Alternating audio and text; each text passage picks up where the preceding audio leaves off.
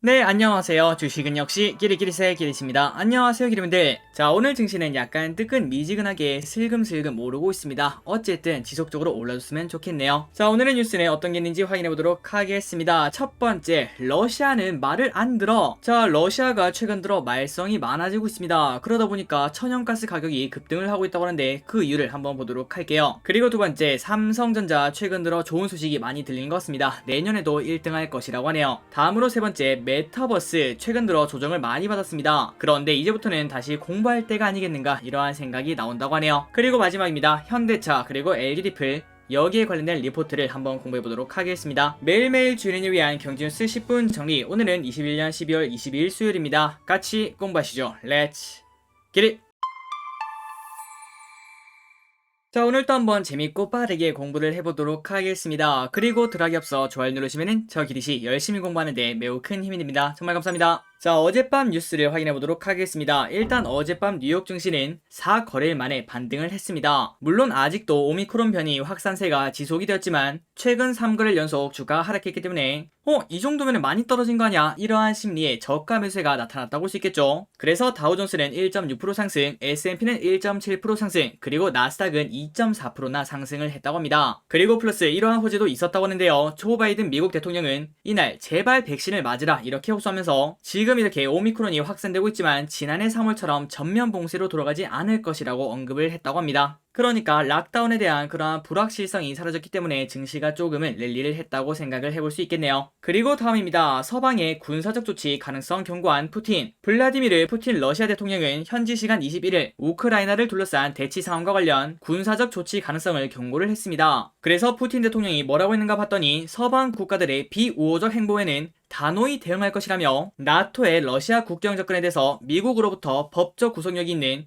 안보 보장을 받기 원한다고 강조를 했습니다. 그래서 최근 들어 내년 초에 러시아가 우크라이나를 침공할 것이다 이런 말이 슬금슬금 올라오고 있는데요. 그 불안감이 아직까지도 지속이 되는 걸 우리가 이렇게 확인할 수 있었습니다. 그리고 이어서 다음 뉴스를 확인해 보도록 하겠습니다. 유럽 가스 가격 22% 폭등, 사상 최고치 또다시 경신했다고 하는데 그 이유가 뭔가 봤더니 러시아가 독일로 향하는 가스 공급을 중단을 했다고 합니다. 한번 내용을 보도록 할게요. 러시아가 독일로 향하는 육상가스관이 야말 유럽가스관의 가스 공급을 중단했다는 소식에 유럽 천연가스 가격이 또다시 사상 최고치를 경신했습니다. 최근 들어 우크라이나 국경 분쟁을 놓고 러시아와 서방 간 갈등이 심화되는 상황에서 러시아의 천연가스 무기화가 현실화됐다. 이러한 우려가 가스 가격을 밀어올렸다고 하네요. 그리고 플러스 우리가 지금 딱 생각했을 때 가장 추운 시기 아니겠습니까? 유럽 전역에서 추위가 본격 시작된 가운데 이러한 일이 일어났기 때문에 사람들이 조금 더 불안한 마음을 가지는 거 아닌가 이렇게 볼 수 있을 것 같습니다. 그래서 가스 가격이 얼마나 올랐나 봤더니 유럽 가스 가격의 주요 지표인 네덜란드 TTF 거래소의 천연가스 선물 가격은 전장 대비 22.7%나 상승했습니다. 그리고 이는 이달 초 대비 2배 가까이 급등, 연초 대비로는 10배나 현재 상승하고 있다고 합니다. 자, 그렇다면 러시아가 이렇게 가스 공급을 끊었다고 하는데 아마도 천연가스를 무기화한 거 아니겠는가 이렇게 볼 수 있는데요. 하지만 러시아는 당연히 그거를 부인을 했다고 합니다. 러시아는 이번 가스 공급 중단 조치는 정치적인 문제랑 관련이 없다고 선을 그었습니다. 이날 기자회견에서 야말 유럽가스관 공급 중단은 우크라이나 문제나 노르트스트림2 가스관 문제와 아무런 연관이 없으며 전적으로 상업적인 문제이며 러시아 정부가 아닌 가스프롬의 선택이라고 밝혔다고 합니다. 그런데 여기서 우리가 재밌는 걸 확인할 수 있죠. 참고로 이 가스프롬이 무엇인가? 러시아의 국영 가스 기업입니다.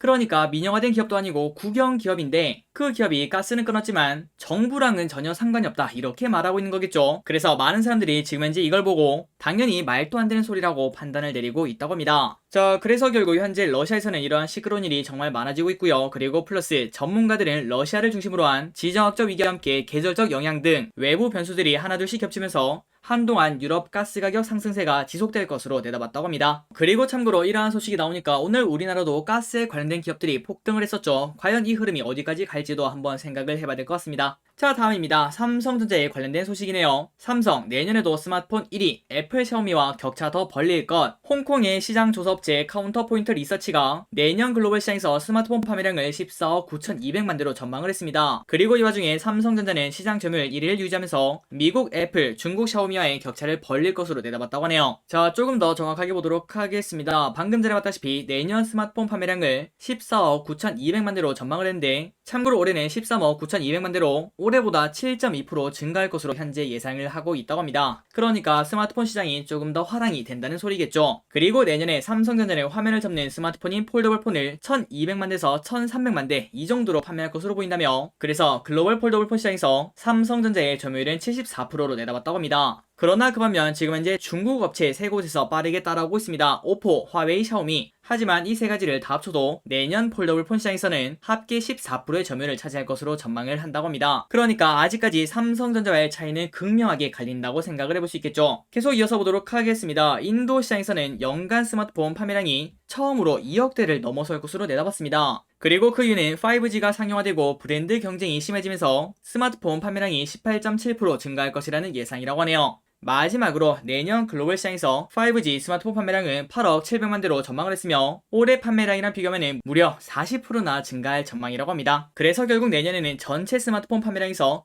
5G가 절반을 넘어설 것으로 판단이 된다고 하네요.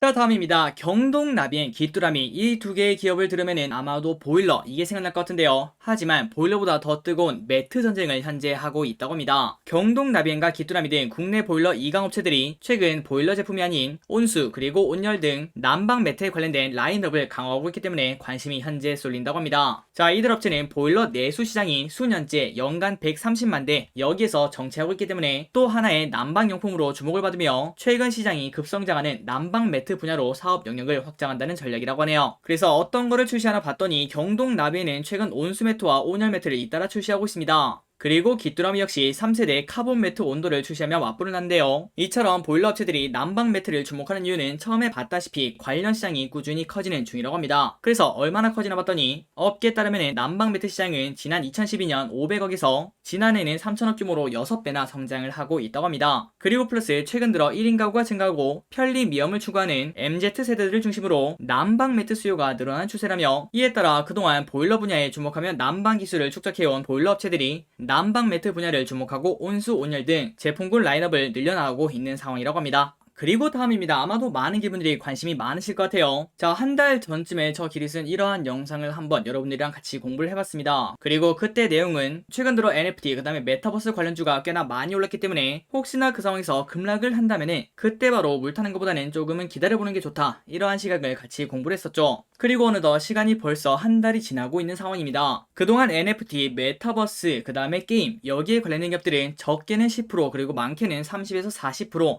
이런 식으로 엄청나게 변동성이 큰 그러한 흐름을 보여줬는데요. 하지만 지금부터는 또다시 내년을 보고 한 번 더 공부해볼 필요성이 있다고 합니다. 한번 내용을 보도록 할게요. 자, 서울옥션 미술 NFT 10년 뒤 시총 100배 성장 전망에 상승을 했다고 합니다. 자, 이 뉴스는 어제 뉴스인데요. 종목 이름인 서울옥션을 보는 게 아니라 그 이유를 한번 살펴보시면 좋을 것 같습니다. 자, 서울옥션이 어제 강세였다고 합니다. 그리고 오늘 또 현재 강세를 나타내고 있죠. 그 이유는 내년에 미술품 NFT가 본격 성장을 시작해 시가총액이 향후 10년간 100배 이상 늘어날 것이라는 전망에 관심이 몰린 것으로 보인다고 하는데요. 그리고 참고로 서울옥션은 두나무와 NFT 사업을 제휴하고 자회사를 통해서 NFT 예술작품 분야 한정판 디지털 콘텐츠를 제공한 점이 부각됐다는 평가가 나온다고 합니다. 세계적 가상화폐 분석기관인 메사리는 최근 발간한 2022년 가상화폐 업계 전망에서 인터넷에 블록체인 기술이 적용됨에 따라 블록체인의 특성인 개방성과 탈중앙화를 지향하는 NFT, 디파이, 메타버스 등이 급격히 성장할 것으로 내다봤다고 합니다. 그리고 특히 이 가운데 NFT의 성장 잠재력이 무궁무진한 것으로 평가를 했는데요. 일례로 최근 각광받고 있는 미술품 NFT 같은 경우에는 향후 10년간 100배나 성장할 것으로 예상을 한다고 합니다. 그리고 보고서에 따르면 현재 실제 미술품 시가총액 규모는 1조 7천억 달러 이 정도로 추산이 되는데 미술품 NFT는 140억 달러로 실제 미술품 대비해서 1%밖에 되지 않는다고 합니다. 하지만 결국 10년 정도가 지나면 NFT 미술품이 따라가지 않겠나, 이러한 생각을 우리가 볼 수 있었다고 합니다. 자, 아마도 이러한 시각을 보시면 기분들이 반반으로 나뉘실 것 같습니다. 일단 첫 번째는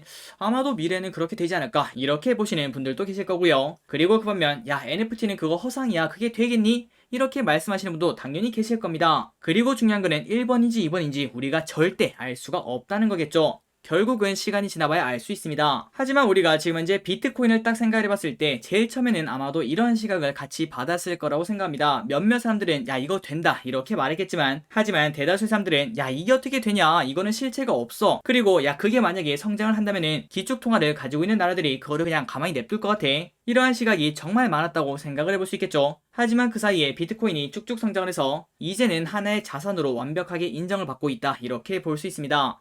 그리고 이거를 바탕으로 생각을 해보자면은 미술품 NFT도 그 길을 가지 않으리라는 법이 당연히 없다는 소리겠죠. 그렇기 때문에 우리는 여기에 관련해서 야 전재산 올인 이렇게 생각하는 게 아니라, 혹시나 10년 뒤에 진짜 이런 식으로 엄청나게 커질 수 있으니까 여기에 관련된 자산은 우리가 조금은 공부를 해봐야겠다, 이러한 관점으로 다가가는 게 조금은 좋지 않겠나, 이러한 생각을 해봅니다. 어쨌든 방금 말씀드린 거는 완전 장기적인 시각인데, 이러한 시각이 현재 나오고 있기 때문에 거의 한 달 만에 NFT에 관련된 기업들이 최근 들어 좋은 흐름을 나타내고 있다고 합니다. 그리고 이어서 게임주도 함께 해보도록 하겠습니다. 게임주 조정받는 지금이 매수 적기, 위메이드, 갓겜 주목. 자, 게임주들의 주가 상승세가 이다들어 한풀 꺾인 가운데 지금을 매수 기회로 삼아야 된다는 조언이 나와서 주목이 된다고 합니다. 자, NH투자증권연구원은 지난 9월 이후 위메이드의 미르포 글로벌 성공과 NFT 그리고 P2E 이러한 단어들이 촉발시킨 게임주의 상승세가 이번 달 들어서 소폭 조정기에 접어들었다고 합니다. 그러나 아직까지 P2E 관련 게임 출시는 본격적으로 시작되지도 않았는데, 이렇게 조정을 받고 있으니까 이때는 또 매수의 기회가 아니겠는가, 이렇게 말한다고 하네요. 내용을 조금 더 보도록 하겠습니다. NFT를 활용한 P2E 게임 시장은 내년 2분기부터 본격 개발 전망입니다. 국내 주요 개발사를 중심으로 준비되고 있는 여러 신작은 1분기부터 공개될 예정이며, 이와 관련된 출시 기대감은 최소한 내년 상반기까지는 이어질 것이라는 설명을 했다고 하네요. 그래서 결국 지금부터는 조금 더 옥석을 가리는 그러한 시각이 필요한데요. NFT와 P2E 시장에 적극 대응 중인 업체들 위주로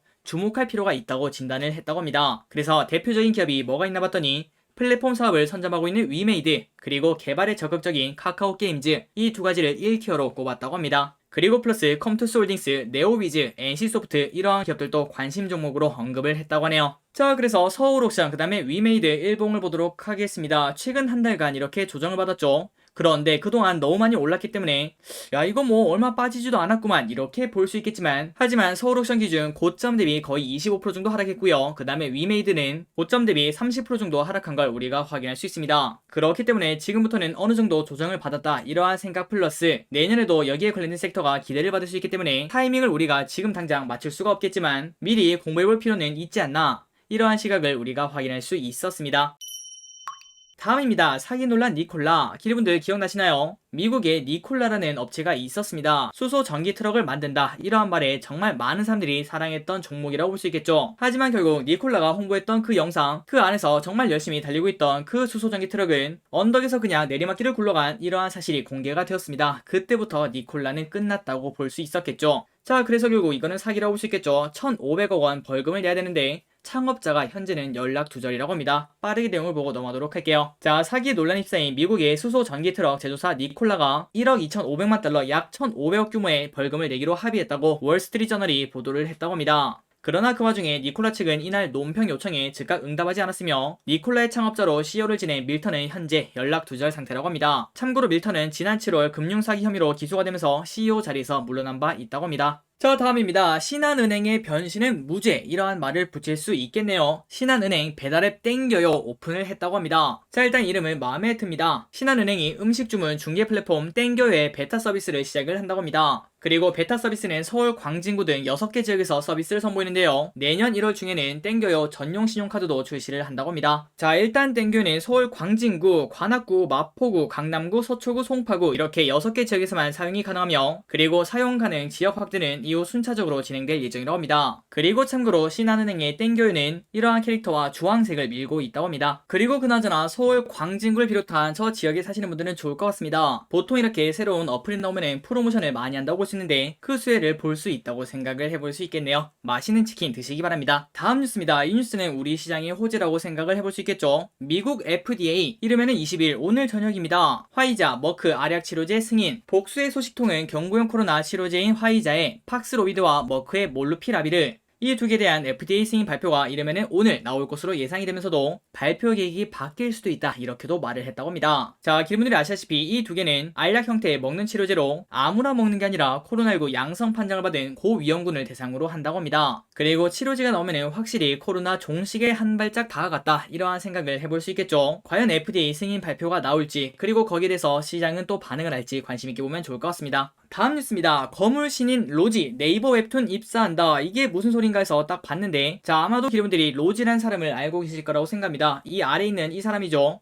그리고 이 사람은 우리가 보통 말하는 가상 인간이죠. 실존하는 인간은 아닙니다. 아마도 여러분들이 광고에서 보신 적이 있을 거예요. 어쨌든 이 사람이 네이버 웹툰에 입사를 한다고 하는데 그 내용을 보도록 하겠습니다. 네이버 웹툰이 영상 애니메이션 제작사인 가상인간 로지로 유명한 로커스의 경영권을 인수를 합니다. 그러니까 저기를 쓴 위 기사를 보고 로지가 뭐 광고 모델이 되는구나 이러한 생각을 했는데, 그 로지의 소속사라고 해야 될까요? 아니면 그 로지를 가지고 있다고 해야 될까요? 어쨌든 로지로 유명한 로커스의 경영권을 네이버 웹툰이 인수를 한다고 합니다. 그리고 인수가 마무리되면 로커스 지분 50% 이상을 확보하게 되며 인수 대금은 200억에서 250억 규모로 알려졌다고 합니다. 자, 참고로 저 길이 또 처음 알았습니다. 로커스는 로지로만 유명한 게 아니었습니다. 광고, 영화, 애니메이션 제작사로 시각특수효과 분야에서는 업계 최고 수준이라는 평가를 받는다고 하는데요. 참고로 로커스는 토종 애니메이션 레드슈즈를 제작한 바 있다고 합니다. 자, 아마도 많은 분들이 이 포스터를 보시거나 아니면은 이 애니메이션을 보신 분이 계실 거라고 생각합니다. 어쨌든 이 애니메이션도 제작한 바 있는 로커스를 인수를 하기로 했다고 합니다. 자, 이제 마지막으로 리포트 두 개를 보고 마무리해보도록 하겠습니다. 첫 번째, 현대차 2026년 전기차 판매 목표치 상향 긍정적. 자, 현대차가 최근 언론 인터뷰에서 중장기 전기차 판매 목표치를 상향하고 미국 내 전기차 공장 건설을 위한 투자 발표가 예정돼 있다는 점이 주가에 긍정적이라는 분석이 나온다고 합니다. 유진투자증권 연구원의 현대차 장재훈 CEO는 오토뉴스와의 인터뷰에서 중장기 EV 전략 강화 계획을 밝혔다며 오는 2026년 전기차 판매 목표를 170만 대로 상향 제시했고, 그리고 미국 내 전기차 생산 설비 확충을 위해서 74억 달러를 투자할 계획임을 밝혔다고 설명을 했다고 합니다. 자, 원래는 현대차 56만 대 그리고 기아는 50만 대로 이 정도의 계획을 가지고 있었으나 이를 170만 대, 조금 과장을 보태서 2배 가까이라고 할 수 있겠죠. 이 정도로 상향 조정했기 때문에 충분히 기대를 가질 수 있다고 합니다. 그리고 플러스 이를 위해서 구체적인 미국 공장 투자 계획은 내년 중에 발표될 전망으로 74억 달러 안에는 UAM 그리고 기존 설비 캐펙스 관련 투자 등이 포함이 되어 있다고 합니다. 그래서 결국 미국에서 전기차 시장 점유율을 확대한다면 정체된 업종 주가의 상승 전환 트리거가 될 것으로 기대가 된다며, 미국 전기차 시장 점유율 확대가 기대되는 현대차, 기아, 그리고 전기차 핵심 모듈을 공급하는 현대모비스, 신규 공장 자동화 설비를 공급하게 될 현대위아 등의 수혜를 전망한다고 합니다. 자, 최근 들어 반도체는 승승장구하고 있는 그런 흐름을 조금은 나타내고 있습니다. 하지만 그에 반해서 자동차는 조금 쉬어가고 있는데요. 이러한 전망에 힘입어 내년에는 자동차가 또 부릉부릉 달려줬으면 좋겠습니다. 마지막입니다. LG 디스플레이 최근 들어 좋다 이런 말이 많이 나오고 있네요. 삼성전자, 애플과 거래 목표가 상향. KB증권은 22일 삼성전자 그리고 애플과의 거래로 LG 디플의 실적 개선이 기대된다며 목표 주가를 높이고 투자 의견 매수를 유지를 했습니다. 자, 현재 LG 디플의 주가는 삼성전자와 애플의 신사업 가치가 미반영된 것으로